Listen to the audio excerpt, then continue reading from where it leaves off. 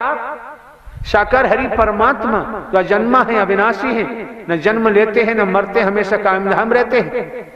जब आपकी समझ में है वेतन ही तन में है, तन में हो तो वेतन है, और ये पूरे ब्रह्मांड में समझ सकल पसारा स्वयं साकार हरि का है, तो फिर तो वचन की तरफ पूरा ध्यान देना चाहिए। फिर वचन कभी तोड़ने की कुचेष्टा क्यों?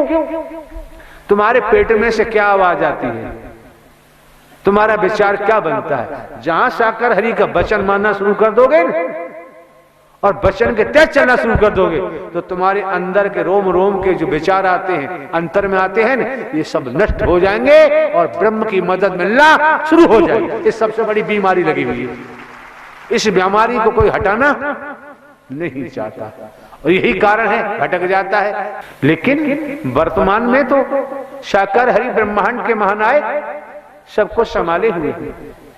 किस तरह से हरियाली रह रही है, खुशहाली रह रहे हैं, किस तरह से मोहब्बत, प्यार, स्नेह, प्रेम का असीमित दरिया बह रहे हैं।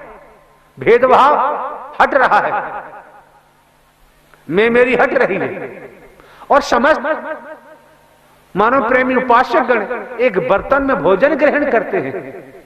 भेद समाप्त हो रहा है। यही तो मानवीय संस्कृति है।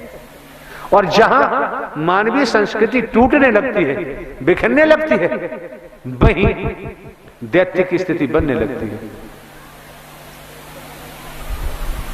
जो मौका, जो वक्त आप महापुरुषों को मिला हुआ है, इसे नाहक बेवजह बेकार न जाने दें। एक एक शब्द को मन लगाकर सुने और मन मस्तिष्क में ले जाएं, हृदय में ले जाएं, फिर आप व्यवहार रूप दीजिए, कर्म में ढालिए, तो आपको दर्शन का भी पूरा फायदा होगा। और वचन तोड़ दिया तो फिर फायदा नहीं।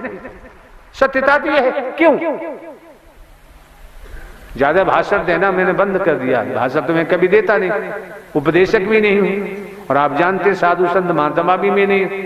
गृहस्थी में रहकर गृहस्थी धर्म का पालन करते हुए एक हरकारा चौकीदार बनकर, एक हरकारा चौकीदार बनकर गृहस्थी धर्म में रहते, गृहस्थी धर्म का पालन करते हुए, और आपकी निःशुल्क सेवा करने का मौका मिला है। और जो सत्य थे, सत्य हैं और सत्य ही रहेंगे। साकार हरि परमात्मा का नाम ही तो आपकी जुबान से निकालने का प्रयास किया जा रहा है। जो महावीर हैं, पूरे ब्रह्मांड के महावीर हैं,